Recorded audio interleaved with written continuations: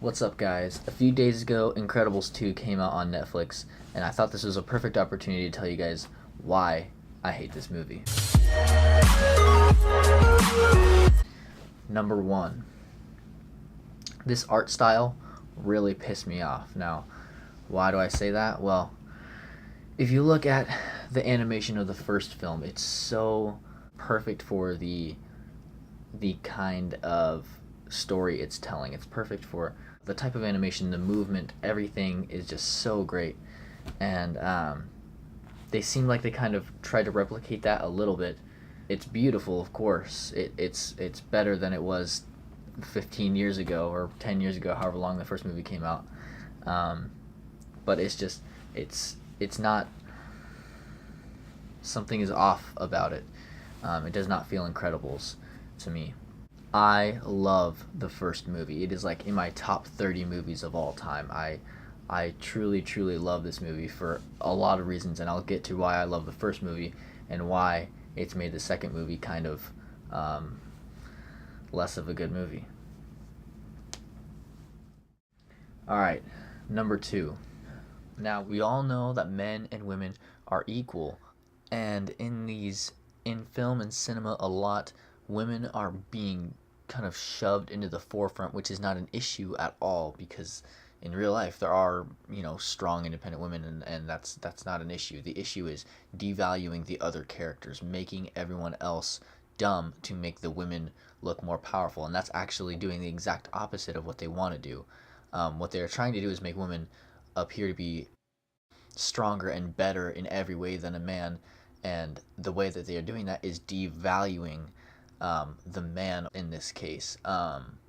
It's actually devaluing the woman. The reason why I think this is because in real life, a strong, independent woman does not need to have a disvalued man next to her to make her look better. We are all equal, and that's just poor writing. The issue is these writers feel, well, we have to disvalue men to make women more powerful, and that's not the case at all.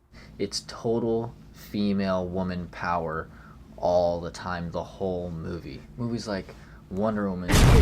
This is no man's land, Diana. It means no man can cross it, all right? She's taking all the fire, let's go! Star Wars. Of course you do. I understand. I've dealt with plenty of trigger-happy flyboys like you. You're impulsive, dangerous, and the last thing we need right now.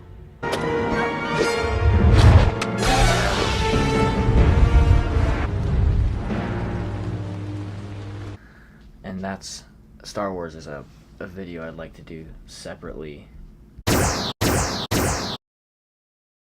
Okay, number three, and this kind of goes along with number two, but no matter what Mr. Incredible was doing, he was awful at it. He was the stupid, middle-aged man that couldn't do anything right. He couldn't be a superhero right. He couldn't be a father right. He couldn't be a husband right. He was jealous of his wife because she got to be a superhero and he didn't. They just made him a bumbling moron all of the time. There was no equality in it if that's what they were going for. So, number four. Now, this one is not necessarily why I didn't like the movie. It's just how I feel. It's been so long since the first one, and again, I'm going to reiterate that I love the first one. It's probably in my top 30 movies. But it's just been so long that I almost didn't care about the characters anymore. It had a completely different tone from the first movie, and it just seemed like almost different characters.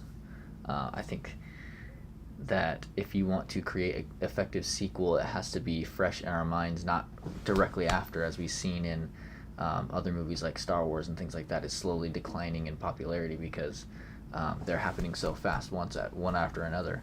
So I think fresh in our mind, 1 to 2 years, definitely not 15 years or 10 years or however long it's been. Number five, the bad guy was super obvious. Now, I know it's a kids movie technically, but the way that you have an effective kids movie is a movie that the parents can take their kids comfortably, and the parents can actually sit through and be okay with that. Let's look at Shrek, for instance. Now, Shrek had a lot of adult jokes in it, and that's why a lot of parents were okay with sitting in it and enjoying it, and it turned into more of an older child's film. So kids could sit there and watch it, and it was fun and entertaining and animated. And the parents could sit there and enjoy the jokes and some of the adult humor. Now, I'm not saying that an effective kids movie has to have adult humor in it, but it has to have some adult undertones. Something that I'm not going to sit with a kid and watch The Wiggles or Barney or something that is not appealing to an adult person to watch. So for someone to make an effective children's movie, they have to be able to appeal to an older audience as well. So come back to my point is that the bad guy was super obvious immediately when she walked into the room. That's the bad guy. I don't know who she is, who the name is. I don't know what her role is in this, other than she is the bad guy, and I knew it immediately. In the first film, so we got to see some foreshadowing of Syndrome before he was Syndrome, before when he wanted to be Mr. Incredible's sidekick, and that caused a hatred in him, and then that has built over this big amount of time, and then they didn't mention it for a while, and then they brought it back and said, this is your fault. I am the villain because you made me this way, because you weren't a good enough hero. So that was it wasn't a surprise. Like you could probably guess that he would be the villain, but it wasn't a slap in the face. This is the villain right here. Number 6, it was just a lame plot. I just think that when it wasn't a surprise that the villain was that girl, then the slap in your face of the pizza guy who was fighting Mrs. Incredible, and that whole fight scene kind of lost its weight, kind of similarly to Infinity War for me, and that's a different video as well as Star Wars. Infinity War was very entertaining to watch. It was I love seeing all those heroes get together again, and I've been watching those Marvel movies since I was like 10, so I've loved those characters very much, but we've been working towards this one film for about 10 years, and once we got to it, it seemed like it was a little anticlimactic for me. And everyone will probably disagree me saying that, oh no, he killed half of the population and all that. Okay, well, we know, I don't want to ruin this for anyone, but we know that there's a Black Panther 2, Guardians of the Galaxy 3, Spider-Man 2, and Robert Downey Jr. and Chris Evans both has signed on for more films, so you know there's going to be more films than that. So you know that none of the people that died really died. It just lost its weight. Right when that snap, it was supposed to be this, oh man, everyone's dead. But when I first saw Bucky, I was like, yeah, they'll definitely kill off Bucky. Like, no, like this is gnarly. Like they are starting to kill off people. And then you see that Black Panther dies and Groot dies and all these people, and I was like, it ruined it. It ruined it for me. Because I know that all those people are going to come back. There's no weight to the action that happened. And same with this movie. When I knew that she was the villain, I lost the weight of what was going on. I lost the weight of the fight, and that kind of killed it for me. Number 7, and this is probably the biggest one of them all. The whole point of the first movies was to show that even though you were different, that was a good thing.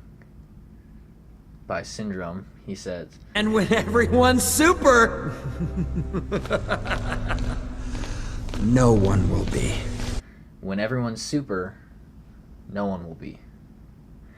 That was the point of the first movie, to embrace yourself for your differences, for being different. That's a good thing. But this new movie, everyone was super, everyone was equal, which by the terms of the past movie, makes them nothing. It makes them not special. Because when everyone's special, no one is. The last thing you need is temptation. You always say, do your best, but you don't really mean it. Why can't I do the best that I can do? Right now, honey, the world just wants us to fit in, and to fit in, we just gotta be like everybody else. But Dad always said our powers were nothing to be ashamed of. Our powers made us special. Everyone's special, Dash. Which is another way of saying no one is. That's what made the first movie so great. And that's why it was such a slap in the face of the first movie to know that good that you're different and special, but if everyone is different and special, then no one's special. And that was the emotion, that was the power of that first film. And in this new movie, everyone is super, and they literally just went back on the main point of the movie, of the good grittiness of that first movie, that slap in the face, that perfect, if everyone is super, then no one will be. That is, it's powerful now, especially now in 2019, now that we're here, that to know that differences are good, that we are all treated equally. We are, no matter what race, no matter what male or female, no matter what, we are all treated equally. But we all have different strengths and weaknesses, and we have to celebrate that we're not equal. So just to reiterate, the biggest point of messing this up for me was that they went back on their word. They went and said, everyone is equal, everyone is super. And that is exactly what they were trying to not do in the first film. Thanks for watching. If you liked it, like, comment, subscribe. If you didn't like it, do the same thing. Let me know why I'm wrong.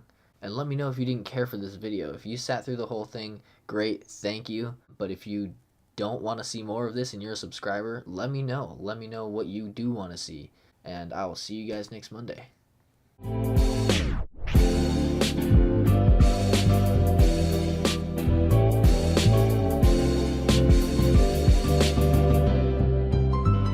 I'm sorry, but she'll go to prison.